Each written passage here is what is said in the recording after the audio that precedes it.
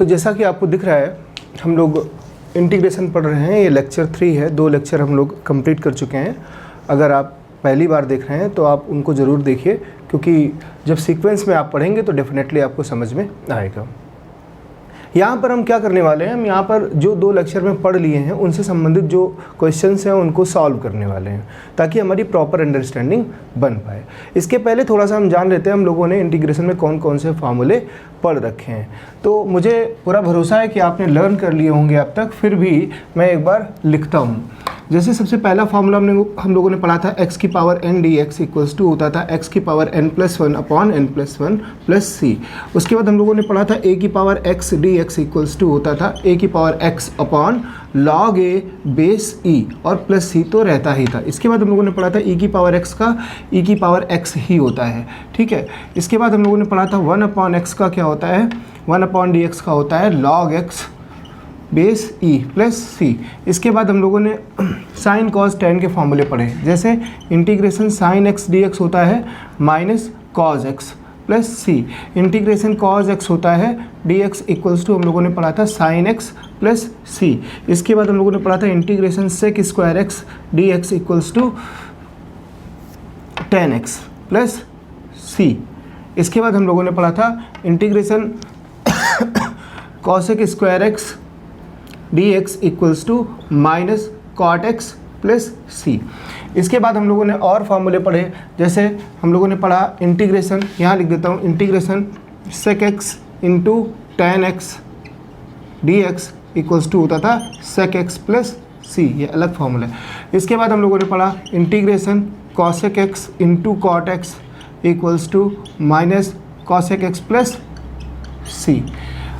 अब ये फार्मूले हम लोग पढ़ चुके हैं। इसके बाद हम लोग 3 फार्मूले आज और ऐड कर लेते हैं, और उसके बाद हम लोग कुछ क्वेश्चन सॉल्व करते हैं।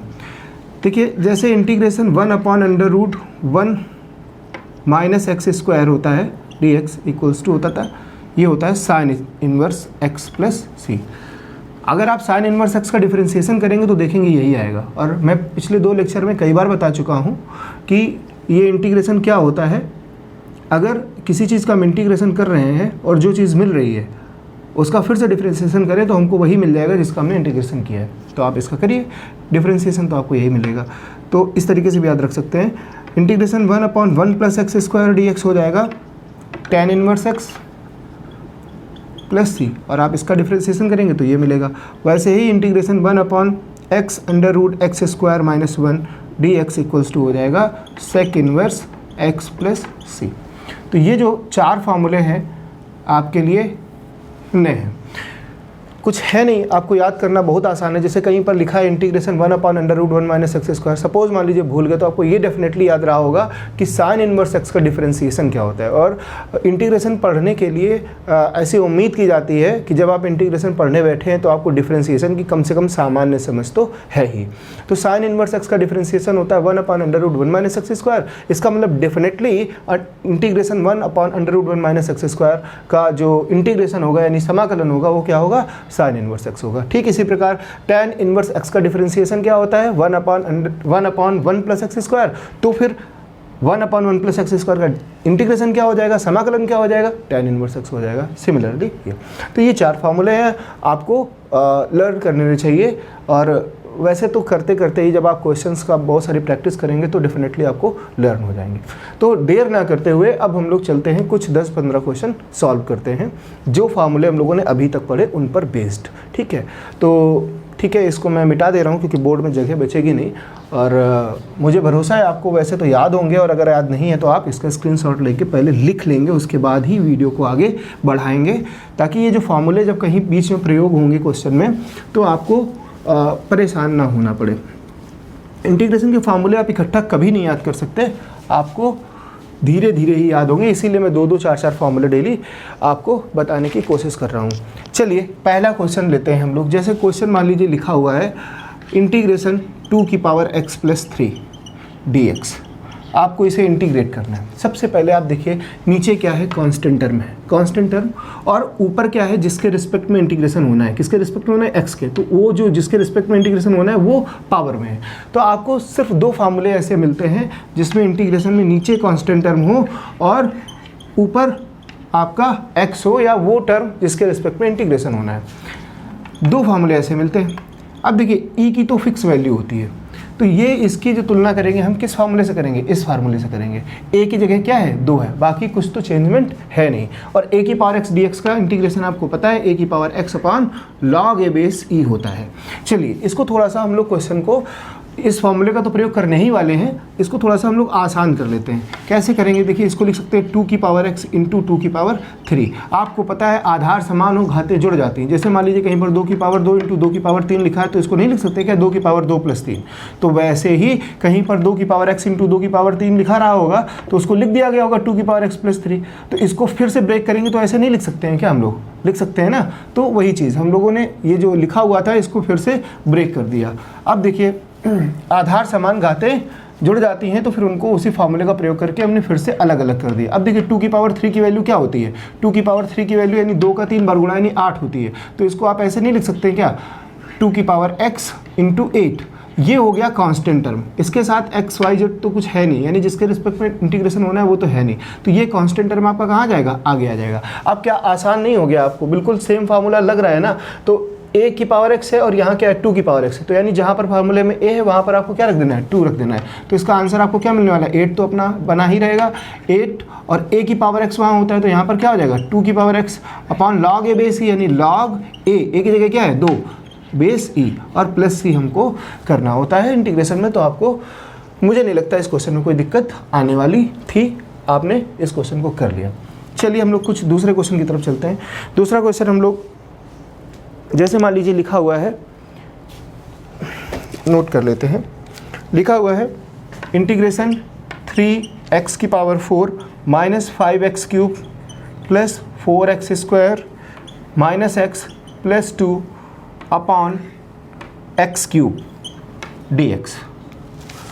देखिए एक चीज़ याद रखिएगा, इस वीडियो को देखने के पहले आप पिछले 2 वीडियो जरूर देखिएगा। प्लेलिस्ट मैंने बना रखी है क्लास 12th की इंटीग्रेशन यानी समाकलन नाम से, उसमें आप शुरुआत के 2 वीडियो जब आप अच्छे से देख लेंगे तो आपको ये बहुत अच्छा समझ में आने वाला है। अगर आप 20 से देख रहे हैं तभी देखें जब आपको थोड़ा सा पहले से आता है। अब आपको देखिए ये क्वेश्चन आपको मिल गया। अब इसे आपको करना क्या है, इसे आपको करना है सॉल्व, और सॉल्व करने के लिए हम क्या करेंगे, थोड़ा ये जो x क्यूब है ये सबके साथ भाग में लिखा है तो इसको अलग अलग लिख लेते हैं। इसको हम ऐसे लिख सकते हैं 3x की power 4 upon x cube dx minus 5x cube upon x cube dx plus 4x square upon x cube dx minus x upon x cube dx plus 2 upon x cube dx। इसमें तो मुझे नहीं लगता आपको कोई दिक्कत है। चलिए अब देखिए कांस्टेंट टर्म बाहर आ जाएगा, तो जब कांस्टेंट टर्म बाहर आ जाएगा तो बचेगा क्या, x की पावर 4 में x की पावर 3 से भाग दोगे तो केवल x बचेगा dx माइनस यहाँ पर कांस्टेंट टर्म बाहर आ गया, x क्यूब में x क्यूब से भाग दे दोगे तो कुछ नहीं बचेगा यानी 1 बचेगा और ये हो जाएगा 1 dx। ठीक है, प्लस अब देखिए 4 कांस्टेंट टर्म बाहर आ गया, x स्क्वायर में x क्यूब से भाग दोगे तो क्या बचेगा 1 upon x dx minus x में x स्क्वायर से भाग दोगे तो क्या बचेगा 1 अपॉन x स्क्वायर dx और प्लस ऐसे ही ये 2 अपॉन x क्यूब dx बना रहेगा। इसमें तो कुछ भाग जाना नहीं था। चलिए तो अब आप आसानी से इस क्वेश्चन को कर सकते हैं। कैसे कर सकते हैं, देखिए इसकी पावर कुछ नहीं है तो क्या है 1 है। अब x की पावर 1 dx, आपको फार्मूला पता है ना अच्छे से, आप कई बार करके आए हो। इंटीग्रेशन x की पावर n का क्या होता है, x की पावर n का होता है x की power n plus 1 upon n plus 1। तो यहाँ पर x की पावर n है तो n plus 1 upon n plus 1 है, और यहाँ 1 होगा तो क्या होगा 3 तो वैसे ही लिखा रहेगा, x की पावर n प्लस 1, n की जगह 1 है तो 1 प्लस 1 अपॉन 1 प्लस 1। ठीक है, जब इंटीग्रेशन कर देते हैं तो dx हट जाता है माइनस 5। इंटीग्रेशन 1 dx का हमेशा x होता है। कैसे होता है ये मैंने आपको पिछले वीडियो में बताया है और मैं फिर से आपको बता दे रहा हूँ। जैसे इंटीग्रेशन 1 dx लिखा हुआ है तो इसको आप 1 को ऐसे लिख सकते हो ना x की पावर 0, और x की पावर 0 यानी x की पावर 0 प्लस 1 अपॉन 0 प्लस 1। जब इंटीग्रेशन करोगे तो x की पावर 0 प्लस 1 का मतलब क्या होगा, x की पावर 1 अपॉन 1, x की पावर 1 अपॉन 1 का मतलब क्या रहा, x रहा। तो कभी भी 1 dx लिखा है या केवल इंटीग्रेशन dx लिखा है तो उसकी वैल्यू हमेशा क्या हो जाएगी, x हो जाएगी। ठीक है, तो ये हो गया प्लस 4। आपको मैंने बताया था कभी भी इंटीग्रेशन 1 अपॉन एक्स है तो इसकी वैल्यू क्या होगी, इसकी वैल्यू log x होगी, बिना सोचे समझे आपको लिख देनी है। तो ये क्या हो जाएगा 4 log x माइनस, अब देखिए 1 अपॉन एक्स स्क्वायर है तो थोड़ा सा देखिए इसको हम आसानी से करते हैं, इसको लिख सकते हैं x की पावर -2 dx। भाई पावर जब ऊपर जाएगी तो निगेटिव हो जाएगी ना। अच्छा प्लस ये 2 कॉन्स्टेंट टर्म में बाहर आ जाएगा और x क्यूब जब ऊपर जाएगा तो x की पावर -3 dx। ठीक है, अब ये तो हम लोग इतना कर चुके हैं, इसको अगली स्टेप में कर ही लेंगे। कैसे करेंगे जरा देखिए जरा ध्यान से। तो ये हो गया हमारा कितना, ये हमारा हो गया, चलिए उधर लिखते हैं ताकि हो सकता है दिखने में दिक्कत हो, तो इधर लिख लेते हैं। अब देखिए हमारा क्या हो रहा है 3 और x की पावर 2/2, x की पावर 2/2, तो ये हमारा हो गया 3x² 2, ये हो गया। -5x था, -5x हो गया। उसके बाद 4 log x था तो 4 log x हो गया। इसके बाद हम लोगों ने इसको सॉल्व अभी तक किया नहीं था, तो इसको अब सॉल्व करते हैं। किस फार्मूले से, x की पावर n वाले फार्मूले से। x की पावर n का इंटीग्रेशन होता है x की पावर n+1/n+1। तो ये क्या हो जाएगा, देखिए माइनस लगा हुआ है, लगा देंगे। x की पावर n+1 यानी -2+1 अपॉन -2+1। ठीक है, वैसे ही ये लिखा हुआ है 2 लिखा रहेगा। अब इंटीग्रेशन करना है x की पावर -3 का, तो फार्मूला वही x की पावर n का, x की पावर n का इंटीग्रेशन होता है x की पावर n+1 अपॉन n+1। ठीक है, तो ये क्या हो जाएगा x की पावर n की जगह क्या है -3 + 1 अपॉन -3 + 1। अब चलिए लास्ट में +c कर देंगे। क्यों कर देंगे, क्योंकि अब हम सबका इंटीग्रेशन कर चुके हैं। तो अब आप देखिए ये क्या हो गया 3/2 x² -5x + 4 log x। ठीक है, अब क्या बचा जरा देखिएगा ध्यान से, यहाँ बचा -x की पावर -1 अपॉन -2 + 1 क्या बचेगा -1। ठीक है ना, और +2 और ये क्या बच रहा है देखिए x की पावर -2, -3 + 1 -2 बचेगा ना, अपॉन -2 और +c। अब देखिए ये आपका क्या जो फाइनल आंसर आएगा वो ये हो जाएगा +4 log x, है ना। और देखिए माइनस अपॉन माइनस तो प्लस हो गया। अब x की पावर -1 को 1/x लिख सकते हैं ना। अब देखिए यहाँ से प्लस अपॉन माइनस माइनस हो गया, 2 से 2 कैंसिल आउट हो गया ना। अब क्या बचा केवल x की पावर -2, तो इसको लिख सकते हैं ना 1/x की पावर +2 यानी x² और +c। ये आपका फाइनल आंसर हो गया। तो कुछ भी रॉकेट साइंस थी ही नहीं, केवल हम लोगों ने क्या किया है फॉर्मूले लगाए हैं और कैलकुलेशन किया है। तो इसको देखने के बाद मेरी आपसे रिक्वेस्ट रहेगी कि आप इस क्वेश्चन को नोट करिए और फिर से आप जो है अपने मन से करिए, है ना, तो आपको ज़्यादा कॉन्फिडेंस आएगा और उसके बाद फिर आप लोग आगे देखिए इस वीडियो को। तो 2 क्वेश्चन हम लोग कर चुके हैं, कुछ था नहीं क्वेश्चन, ये था अपॉन में x³ था, x³ को हम लोगों ने अलग अलग कर लिया। ठीक है, ये चीज़ आपको हमेशा ध्यान रखना है कि 1/x को जब सॉल्व करेंगे तो वो log x होगा। बाकी और कुछ भी है तो वो पावर ऊपर चली जाएगी और फिर x की पावर n का फार्मूला लगा देंगे, लेकिन यहाँ पर 1/x का इंटीग्रेशन हमेशा क्या होता है log x होता है। तो ये क्वेश्चन वहाँ पर आपका ख़त्म हो गया। ठीक है, अब आप देखिए इसके बाद ये क्वेश्चन था यहाँ पर, ठीक है ना। अब हम लोग चलते हैं नेक्स्ट क्वेश्चन पर, तो इसको मिटा देते हैं।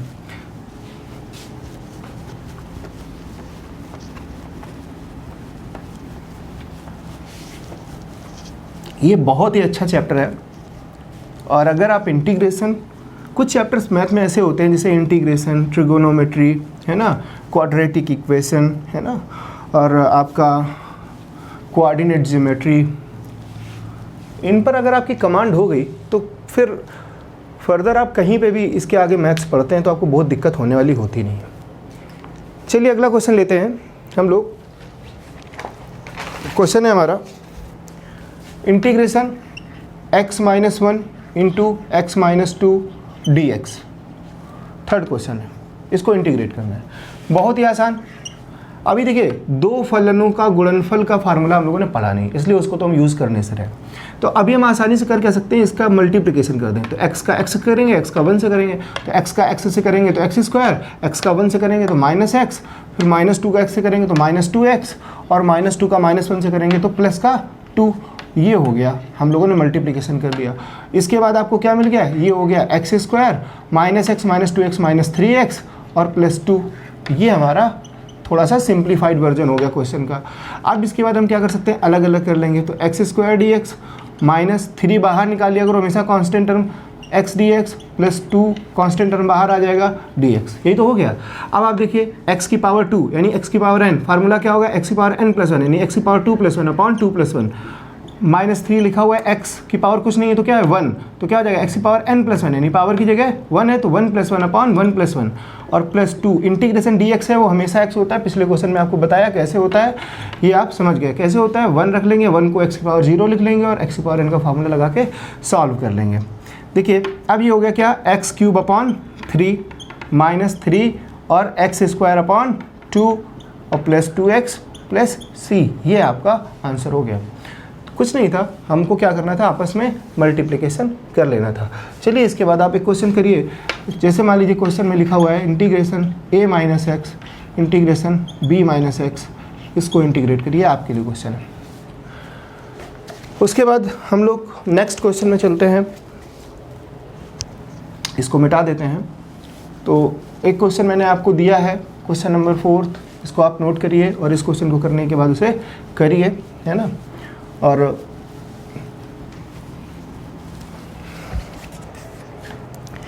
जैसे अगला क्वेश्चन है integration x upon A plus a upon x plus x की पावर ए प्लस ए की power x plus a x और पूरा dx, इसे इंटीग्रेट करना है। क्वेश्चन नंबर 5 है ये, 4th को आपको खुद करना था। अब देखिए इंटीग्रेशन x अपॉन ए है, ये सभी अलग अलग कर ले, सब प्लस या माइनस से आपस में ज्वाइन है तो इनको हम अलग अलग कर सकते हैं अगर ये प्लस माइनस से आपस में ज्वाइन है। तो x upon a d x plus a upon x d x plus x की power a d x plus a की पावर x डी एक्स और plus a x d x. चलिए अब आप देखिए, सबसे पहले तो ये क्या है, x अपॉन ए है। x अपॉन ए को लिख सकते हैं ना ऐसे, 1 अपॉन ए इंटू एक्स, ऐसे तो लिखा जा सकता है, इसमें तो कोई समस्या है नहीं। 1 अपॉन ए कॉन्स्टेंट हो जाएगा, बाहर आ जाएगा, यानी 1 अपॉन ए इंटीग्रेशन x, ऐसे तो लिख सकते हो ना, कोई दिक्कत तो है नहीं इसमें आपको। प्लस ऐसे ही a बाहर जब आ जाएगा तो क्या बचेगा, 1 upon x d x plus, अब यहाँ से बाहर ना ले लेना क्योंकि ये सीधे x की पावर n वाला फार्मूला अप्लाई होगा, और जब x की पावर n का फार्मूला अप्लाई होगा तो क्या होगा, x की पावर n प्लस 1 यानी a plus 1 upon n plus 1 यानी a प्लस 1। x की पावर n का फार्मूला होता है, यहाँ x की पावर a है तो फार्मूले में जहाँ n होता है वहाँ आपने a रख दिया। प्लस अब देखिए a की पावर x का डायरेक्ट फार्मूला होता है, नीचे अगर कांस्टेंट टर्म है, ऊपर आपका वो टर्म है जिसके रिस्पेक्ट में इंटीग्रेशन होता है, तो फार्मूला हमेशा a की पावर x वाला लगेगा। क्या होता है, a की power x upon log a base e, याद हो जाना चाहिए आपको। प्लस अब देखिए a कांस्टेंट टर्म में बाहर आ जाएगा, a इंटू एक्स था ना तो a बाहर आ गया, x dx। अब देखिए ज़रा ध्यान से, इन दोनों का तो आपने इंटीग्रेशन कर ही लिया, अब ये बचा तो 1 अपॉन ए, ये x था तो इसको x की पावर 1 लिखा जा सकता है। अब x की पावर n वाला फार्मूला लगेगा, क्या होता है x की power n plus 1 upon n plus 1, n की जगह 1 तो क्या हो जाएगा x की पावर 1 प्लस 1 अपॉन 1 प्लस 1, तो 1 प्लस 1 को आप लिख सकते हो 2 और ये 1 प्लस 1 को आप लिख सकते हो 2। बात समझ में आई। प्लस अब देखिए a और 1 अपॉन एक्स डी एक्स है, हमेशा क्या होगा, लॉग x होगा, पिछले क्वेश्चन में ही आपको बताया था, बेस कुछ नहीं होता तो e होता है। प्लस अब ये तो आप कर ही चुके थे, x की power a plus 1 upon a plus 1 plus a की power x upon log a base e और प्लस a, और ये फिर देखिए वही x dx, बात तो वही है, चाहे तो आप कर लीजिए। तो क्या हो जाएगा, a इंटू एक्स की पावर n का फार्मूला होता है x की पावर n प्लस 1 यानी 1 प्लस 1 अपॉन n प्लस 1 यानी 1 प्लस 1 और प्लस c, तो 1 प्लस 1 को लिख सकते हो आप 2 और 1 प्लस 1 को आप लिख सकते हो 2। ये हो गया आपका फाइनल आंसर। कोई इसमें दिक्कत का विषय था नहीं, ये सिर्फ मैं एक्सरसाइज आपको इसलिए करा रहा हूँ, ये प्रैक्टिस इसलिए करा रहा हूँ ताकि आपको बड़ा आसान सा लगने लगे, है ना। और मेरा प्रयास यही है कि आपको इतनी प्रैक्टिस करवा दूँ, जो भी चैप्टर मैं पढ़ाऊँ फिर वो चैप्टर आपको बहुत आसान लगने लगे। चलिए हम लोग नेक्स्ट क्वेश्चन में चलते हैं, इस क्वेश्चन को हम लोग रफ कर देते हैं। अगर आपको किसी जगह दिक्कत होती है तो आप ज़रूर कमेंट करके बताइए। ज़रूरी नहीं है कि आप वीडियो देख रहे हैं और आप को समझ नहीं आ रहा है तो आप अपना टाइम बर्बाद कर रहे हैं, तो फिर अगर आपका समझ भी नहीं आ रहा तो कोई मतलब नहीं है। चलिए हम लोग एक क्वेश्चन लेते हैं। सपोज मान लीजिए लिखा हुआ है रूट एक्स और a x square plus b x plus c d x, ये इंटीग्रेशन आपको करना है। अब आप देखिए ध्यान से, अगर केवल इतना होता तो आसानी से हम अलग अलग कर देते, हो जाता, कोई दिक्कत नहीं थी, लेकिन रूट एक्स और लगा हुआ है। अब रूट एक्स लगा हुआ है तो इसको हम कैसे करेंगे? देखिए इस रूट एक्स को आप लिख सकते हैं एक्स की पावर 1/2 लिख सकते हैं ना, और ये a x square plus b x और प्लस सी आपका था ही डी एक्स। अब आप क्या करिए, इसका हर एक में गुणा कर दीजिए, और अलग अलग भी कर दे रहे हैं, तो ये हो जाएगा एक्स की पावर 1/2 है ना, इंटू ए एक्स स्क्वायर हो जाएगा ना, अच्छा, प्लस एक्स की पावर 1/2 इंटू बी एक्स और प्लस एक्स की पावर 1/2 इंटू सी और पूरा डी एक्स एक साथ अभी है। चलिए अब आप क्या करें, इसको अलग अलग करें और साथ में ही गुणा भी कर दें। देखिए ज़रा, एक्स की पावर 1/2 इंटू ए एक्स स्क्वायर था, तो ए तो कांस्टेंट टर्म हो गया, इंटू एक्स स्क्वायर ऐसे लिख सकते हैं। इन दोनों के आधार समान है, गुणा हो रही, घातें क्या हो जाएंगी, जुड़ जाएंगी, तो क्या हो जाएगा एक्स की पावर 1/2 प्लस 2, 1/2 प्लस 2 क्या हो जाएगा 3/2। तो ये ऐसे लिखा जा सकता है ना, a इंटू एक्स की पावर 3/2। कोई आपको दिक्कत तो इसमें है नहीं। तो आप देखिए ये आपका हुआ a इंटू एक्स की पावर 3/2, ठीक है, dx प्लस, अब आपका क्या हो जाएगा, सॉरी 2 + 1/2 5/2 होगा बाय मिस्टेक। जब हम लोग एक्स स्क्वायर इंटू एक्स की पावर 1/2 करेंगे ना, तो ये हो जाएगा हमारा एक्स की पावर 2 + 1/2, ये क्या हो जाएगा 5/2, ठीक है। अब आप देखिए आगे हमारा ये क्या हो जाएगा, इंटीग्रेशन b इंटू एक्स की पावर 3/2 और प्लस dx तो अलग हो जाएगा, और प्लस एक्स की पावर 1/2 इंटू सी dx। अब देखिए कांस्टेंट टर्म आपका आगे आ गया, एक्स की power 5/2 dx plus b constant term आगे आ गया, ये आपका x की पावर 3/2 dx और प्लस c कांस्टेंट टर्म था बाहर आ गया, x की पावर 1/2 dx।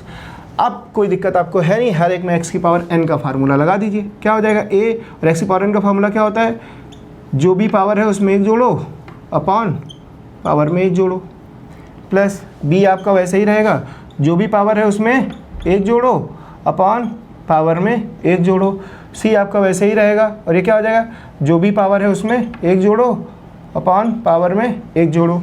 चलिए तो ये क्या हो जाएगा a इंटू, और इसको जब ऐड करोगे 5/2 + 1 तो क्या हो जाएगा x की पावर 7/2 अपॉन 7/2 हो जाएगा ना, प्लस b इंटू एक्स की पावर 5/2 अपॉन 5/2 और प्लस c इंटू एक्स की पावर 3/2 अपॉन 3/2, इनको ऐड करोगे तो आपको यही मिलेगा।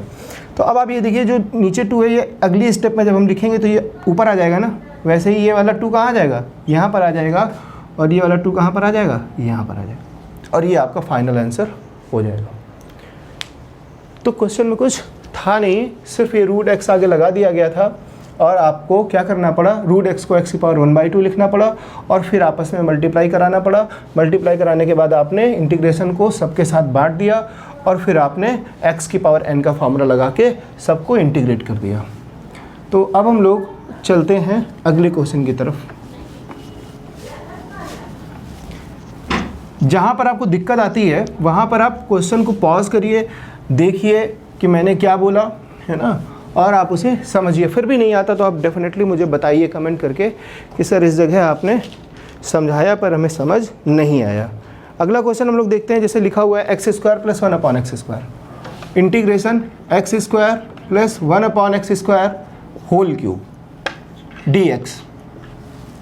चलिए अब आप बचपन से पढ़ते चले जा रहे हैं, a + b का होल क्यूब का फार्मूला क्या होता है, a³ + b³ + 3ab और ब्रैकेट में a + b।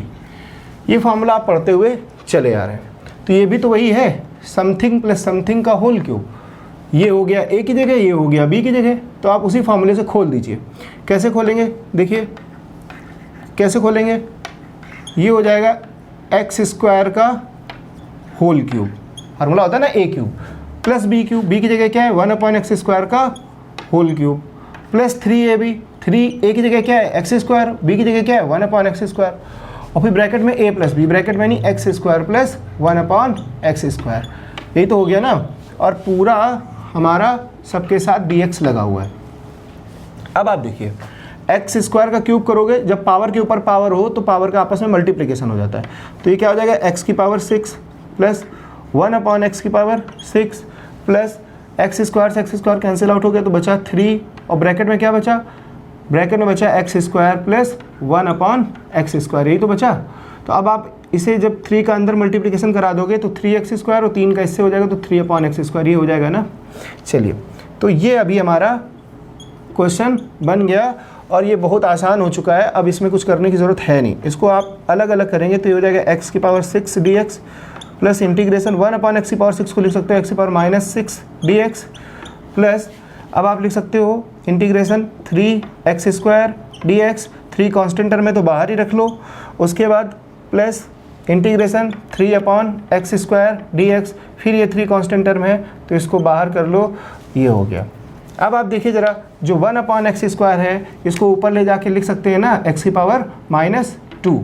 अब आप देखिए ज़रा, कुछ आपको करना ही नहीं, x की पावर n का फार्मूला x की पावर n+1 यानी 6 + 1/6+1 प्लस x की पावर n का फार्मूला फिर वही x की पावर जो भी है उसमें 1 जोड़ो और नीचे भी वही काम करना है आपको, 3 जो भी है पावर में 1 जोड़ दो और नीचे ये जो चीज़ लिखी है वही नीचे लिख दो, ठीक है, प्लस 3 और x की पावर -2 + 1/-2+1। इंटीग्रेशन आपने कर लिया है यानी चिन्ह हट गया इंटीग्रेशन का तो +3 कर लीजिए।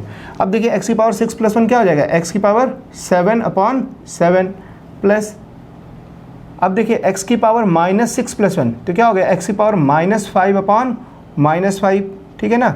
अब देखिए प्लस 3 और x की पावर 2 + 1 क्या हो जाएगा, 3/3 और प्लस 3 x की पावर -2 + 1 बचेगा -1/-1 और प्लस c। देखिए ज़रा, ये तो वैसे ही रहेगा, इसमें कुछ सॉल्व नहीं होने वाला, तो ये क्या हो जाएगा x की पावर 7/7, ठीक है। अभी देखिए प्लस अपॉन माइनस माइनस हो जाएगा, माइनस हो गया, ये हुआ x की पावर -5/5, यही तो हुआ x की पावर -5/5 और प्लस बटे माइनस वो माइनस हो गया।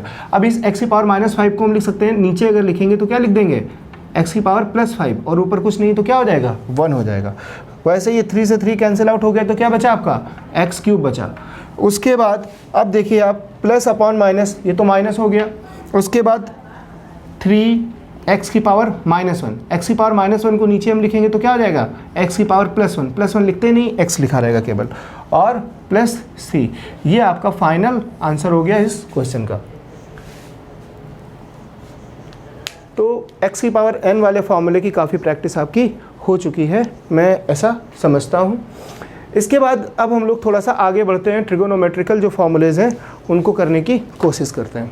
इस क्वेश्चन को आप फिर से करिएगा, दोबारा से करिएगा और आपको कॉन्फिडेंस मिलेगा। और अगर आप फिर भी करना चाहते हैं तो एक क्वेश्चन मेरा लीजिए, आप करिए इसे इंटीग्रेशन x² -1/x² का होल क्यूब dx, इसे आप सॉल्व करिए। तो कुछ है नहीं, बस आपको प्रैक्टिस होगी। अगर आप क्वेश्चन सॉल्व नहीं करेंगे तो फिर आपको प्रैक्टिस नहीं होगी। जितना ज़्यादा आप इंटीग्रेशन के क्वेश्चन सॉल्व करेंगे उतना ज़्यादा आपको कॉन्फिडेंस आएगा। मेरी कोशिश यही है कि इंटीग्रेशन के जितने भी टाइप के क्वेश्चन हो सकते हैं हर टाइप का आपको 5-5, 6-6 क्वेश्चन में ज़रूर करा दूँ, ताकि जब आप भी कभी भी अपनी बुक से पढ़ना शुरू करें, आपके स्कूल में पढ़ाया जाए तो आपको कोई दिक्कत ना हो। चलिए अगला क्वेश्चन लेते हैं हम लोग। जैसे लिखा हुआ इंटीग्रेशन tan² x dx। अब आप देखिए कोई भी फॉर्मूला आपको जो अभी तक बताया गया है वो इंटीग्रेशन tan² x का तो नहीं बताया गया है, ना तो इंटीग्रेशन tan x का आपको बताया गया है, जबकि क्वेश्चन आपको दे दिया इंटीग्रेशन tan² x dx। तो आप कैसे करोगे, आप जरा देखिए आपको बताया क्या गया, आपको बताया गया है sec² x dx, ये बताया गया है, और आपसे क्वेश्चन जो दे दिया वो tan² में दे दिया। स्क्वायर वाले आपको दो ही फार्मूले बताए गए, sec² x और cos² x dx। तो इस tan को अगर हम इन दोनों में किसी तरीके ब्रेक कर पाएँ तो हमारे लिए क्वेश्चन आसान हो जाएगा। तो आप 10th से ही पढ़ते चले आए हैं कि sec² x - tan² x क्या होता है, =1 होता है। होता है ना। तो अब अगर हम tan स्क्वायर एक्स की वैल्यू निकालना चाहें तो सेक स्क्वायर एक्स 1 इधर आ जाएगा -1 और ये इधर चला जाएगा तो प्लस tan स्क्वायर एक्स। इसका मतलब tan स्क्वायर एक्स की जगह आप क्या रिप्लेस कर सकते हो, सेक स्क्वायर एक्स -1 तो रिप्लेस कर ही सकते हो। और ये रिप्लेस करने का फ़ायदा क्या होगा, ये रिप्लेस करने का फ़ायदा ये होगा कि आपको सेक स्क्वायर एक्स का इंटीग्रेशन पता है। अब आप जब इंटीग्रेशन को आपस में डिस्ट्रीब्यूट कर दोगे, sec square x d x -1 d x. अब सेक स्क्वायर एक्स का क्या होता है, tan x होता है। सेक स्क्वायर एक्स का इंटीग्रेशन क्या होता है, tan x होता है। -1 dx हमेशा क्या होता है, x होता है। आपको पिछले 2 क्वेश्चन में मैं आपको बता चुका हूँ, ठीक है। तो अब इसके बाद नेक्स्ट क्वेश्चन इसी तरीके का हो सकता है, आपको दे दे कहीं पर cot स्क्वायर एक्स, तो फिर आप वही देखिए कि cot स्क्वायर एक्स का तो आपको डायरेक्ट इंटीग्रेशन बताया नहीं गया, आपको 2 ही इंटीग्रेशन बताए गए हैं स्क्वायर में, सेक स्क्वायर एक्स और कॉसेक स्क्वायर एक्स का फार्मूला आपको बताया गया है। सेक स्क्वायर एक्स का आपको बताया गया है tan x प्लस सी और कॉसेक स्क्वायर एक्स का बताया गया है -cot x प्लस सी। अब आप देखिए क्या हम इस कॉट को इससे या कॉसेक में आसानी से तोड़ सकते हैं, तो फिर आपको वही फार्मूला आपको पता होगा बचपन से, इसका मतलब आप 10th लेवल से पढ़ के चले आ रहे हैं इस फार्मूले को। Cosec square x -cot square x equals to क्या होता है 1। अब देखिए 1 को इधर ले आइए तो cosec square x -1 equals to क्या हो जाएगा, कॉट स्क्वायर एक्स, इधर चला जाएगा। तो अब आप देखिए कॉट स्क्वायर एक्स की जगह आप क्या लिख सकते हैं, कॉसेक स्क्वायर एक्स -1। और इसको लिखने से आपको फ़ायदा क्या होगा, इसको लिखने से फ़ायदा यही होगा कि आपको कॉसेक स्क्वायर एक्स का इंटीग्रेशन पता है और इससे आपका क्वेश्चन आसानी से सॉल्व हो जाएगा। तो अब आप देखिए इसको क्या लिख सकते हैं, कॉसेक स्क्वायर एक्स -1 dx। अगर आप बोर्ड में इस तरीके क्वेश्चन सॉल्व कर रहे हैं या कोई भी क्वेश्चन सॉल्व कर रहे हैं, तो कभी भी अगर कोई सब्स्टिट्यूशन आप यूज़ करते हैं कि इसकी जगह आपने ये लिख दिया, तो आपको ज़रूर बताना चाहिए कि ये कैसे आया, बगल में लाइन खींच के आप ये चीज़ डिस्क्राइब करिए, ठीक है। अब देखिए इसको अलग अलग कर देंगे तो integration cosec square x cosec square x d x -1 dx। Cosec square x का क्या होता है, -cot x होता है और 1 का क्या होता है, x होता है प्लस c। ये फाइनल आपका आंसर हो गया।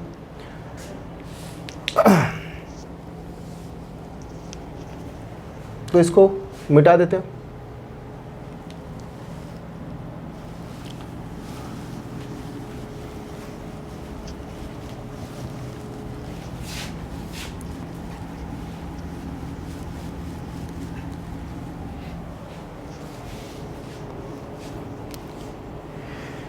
जैसे क्वेश्चन लेते हैं हम लोग, मान लीजिए ले लेते हैं dx/1 + sin x। अब देखिए आपको क्वेश्चन मिला dx/1 + sin x।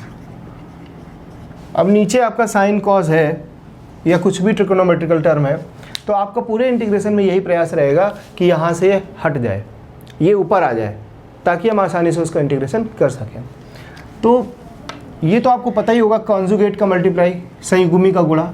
संयुग्मी क्या होता है, जैसे dx/1 + sin x लिखा है तो आपने कई पहले भी कर रखा होगा फर्स्ट ईयर और हाई स्कूल में कि संयुग्मी का गुणा 1 - sin x / 1 - sin x। संयुग्मी क्या होता है, कॉन्जुगेट क्या होता है कि बस बीच का साइन बदल के और ऊपर नीचे मल्टीप्लाई कर दो। तो अब आपका हुआ क्या, देखिए ये हो गया, ऊपर तो ये 1 - sin x ही रहेगा dx और नीचे हो जाएगा a + b × a - b का फार्मूला लग जाएगा। a + b × a - b होता है a² - b² यानी a की जगह 1 तो 1 का स्क्वायर, b की जगह sin x यानी sin स्क्वायर x। अब आप देखिए 1 का स्क्वायर तो 1 ही रहेगा, तो कोई इसमें दिक्कत का विषय है नहीं। 1 - sin x upon 1 - sin square x क्या होता है, cos स्क्वायर x। मुझे लगता है इसमें तो कोई दिक्कत है नहीं, क्योंकि sin square x plus cos square x क्या होता है, cos स्क्वायर x 1 होता है बराबर। तो अब अगर sin स्क्वायर x को इधर भेज दोगे तो cos square x = 1 - sin square x नहीं हो जाएगा क्या। तो जहाँ पर 1 - sin स्क्वायर x लिखा है उस जगह क्या लिख सकते हो आप, cos स्क्वायर x लिख सकते हो। अब देखिए cos स्क्वायर x डिवाइड कर रहा है इसको भी और इसको भी, तो अलग अलग कर लो। Integration 1/cos square x minus sin x/cos square x और dx तो आपका लगा ही हुआ है। ज़रा ध्यान से देखिए, इस cos स्क्वायर x को लिख सकते हो आप ऐसे cos x × cos x। इससे फ़ायदा क्या होगा, ज़रा देखिए cos x × cos x। देखिए 1/cos स्क्वायर x तो हो गया sec स्क्वायर x, और ये देखते ही हमारी आंखें चमक गई, क्योंकि हमको पता है sec स्क्वायर x का इंटीग्रेशन क्या होता है, tan x। अब देखिए sin/cos क्या हो गया, tan, क्या हो गया tan x, और ये नीचे जो cos x एक बचा, ये ऊपर जाके क्या हो जाएगा, sec x हो जाएगा ना। इसमें कोई आपको दिक्कत है, कोई दिक्कत नहीं। अब देखिए, अब आपको समझ आ गया होगा कि क्वेश्चन कैसे होने वाला है। अलग अलग कर दीजिए, integration sec square x d x minus integration tan x into sec x है, तो इसको sec x into tan x तो लिख ही सकते हैं, sec x into tan x dx। अब आप देखिए सेक स्क्वायर एक्स का क्या होता है, tan x, माइनस लगा दीजिए। Integration sec x tan x का क्या होता है, आपको पता है, सेक एक्स और प्लस सी। आपको फॉर्मूला पता है ना, integration sec x into tan x का होता है सेक एक्स। अभी मैंने आपको बताया था, दिखाया था, और मुझे भरोसा है कि आपने कॉपी में नोट भी किया होगा, और तभी आपको माइनस कॉसेक एक्स, ये दो फार्मूले आपको बताए गए थे। तो ये क्वेश्चन आपका इस तरीके से कंप्लीट हो गया।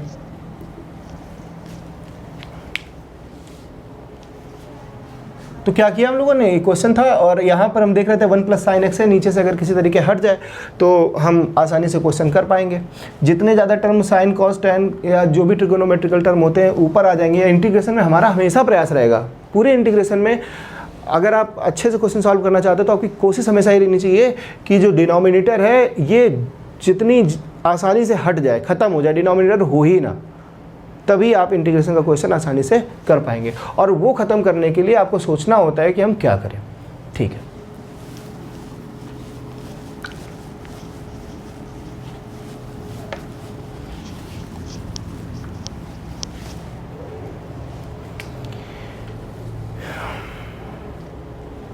अब जैसे ये क्वेश्चन आप खुद करिए, लिखा हुआ है 1 plus sine x upon 1 minus sine x d x.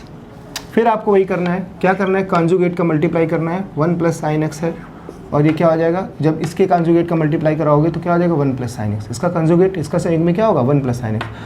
अब नीचे ये जो लिखा हुआ है वो तो एक बार लिखना ही पड़ेगा आपको, और आपने इसका गुणा कराया है ऊपर तो इसे कराना पड़ेगा नीचे, है ना। अब आप देखिए क्या हो गया आपका, 1 plus sine x into 1 plus sine x हो गया 1 प्लस साइन एक्स का होल स्क्वायर, क्या हो गया 1 प्लस साइन एक्स का होल स्क्वायर, और नीचे a plus B into A minus B, A square minus B square, ये फार्मूला बन गया। अब आप देखिए a प्लस बी के होल स्क्वायर से इसे खोल दीजिए तो क्या होगा, a square plus B square यानी sign square x plus 2ab यानी 2 साइन एक्स अपॉन 1 का स्क्वायर 1 और माइनस साइन स्क्वायर एक्स, और 1 माइनस साइन स्क्वायर एक्स को आप लिख सकते हो कॉज स्क्वायर एक्स। क्यों, क्योंकि sign square x plus cos square x बराबर 1 होता है। अब आप देखिए 1 के स्क्वायर को तो आप 1 लिख सकते हो। अब आप करिए क्या, इसको अलग अलग डिस्ट्रीब्यूट कर दीजिए तो क्या हो जाएगा, 1 अपॉन कॉज स्क्वायर एक्स, है ना भाई, कॉज स्क्वायर एक्स का भाग सबके साथ है ना, तो 1 upon cos square x d x plus integration sine square x upon cos square x d x, और प्लस 2 कॉन्स्टेंट में बाहर sine x upon cos x d x. 1 upon cos square क्या हो जाएगा, sec square x d x, plus sine upon cos क्या हो जाएगा, tan square x d x, और प्लस 2। अब देखिए नीचे कॉज स्क्वायर था ना, इस कॉज स्क्वायर को अगर कॉज इंटू कॉज लिख लोगे, पिछले क्वेश्चन में आप करके आए हो, तो साइन अपॉन कॉज मिलके हो जाएगा tan, क्या हो जाएगा tan एक्स, और नीचे जो कॉज एक्स बचा है ऊपर जाके क्या हो जाएगा, सेक एक्स डी एक्स। देखिए इसका फार्मूला आपको पता है, इसका फार्मूला आपको डायरेक्ट पता है, सेक स्क्वायर एक्स का tan एक्स होता है, और tan स्क्वायर एक्स को आप, अभी मैंने आपको क्वेश्चन बताया था कि नहीं पता है तो फिर आप tan स्क्वायर एक्स को ब्रेक कर लोगे, कैसे, सेक स्क्वायर एक्स माइनस 1 में, और ब्रेक करने के बाद आप इस क्वेश्चन को आगे सॉल्व कर लोगे। तो मुझे नहीं लगता कि आगे सॉल्व करने की कोई आवश्यकता है, आप करिए, अगर नहीं आता कोई दिक्कत होती तो आप बताइए। चलिए इस वीडियो में इतना ही रखते हैं, वीडियो लंबा हो रहा है। नेक्स्ट वीडियो आपको जो मिलेगा इसके बाद, अभी हम इतने ही फार्मूलों पर और भी कुछ क्वेश्चन 10-12 करने की कोशिश करेंगे, उसके बाद फिर हम लोग थोड़ा अगले फार्मूले पर चलेंगे। अभी हम लोग इन्वर्स वाले फार्मूले की बात नहीं कर पाए हैं। जैसे integration 1 upon 1 minus x square था तो क्या होता था, ये हो जाता था साइन इन्वर्स एक्स। जो फार्मूले मैंने आपको आज के लेक्चर में 4 बताए थे, वो अभी उनका एप्लीकेशन, उन पर जो क्वेश्चन होने चाहिए थे मैं इस वीडियो में नहीं करा पाया, बड़ा हो रहा है वीडियो। नेक्स्ट वीडियो जो आपको आज रात तक या कल मिलेगा, तो उसमें इन फार्मूलों से संबंधित भी क्वेश्चन होंगे, 12-15 क्वेश्चन करने की हम लोग कोशिश करेंगे।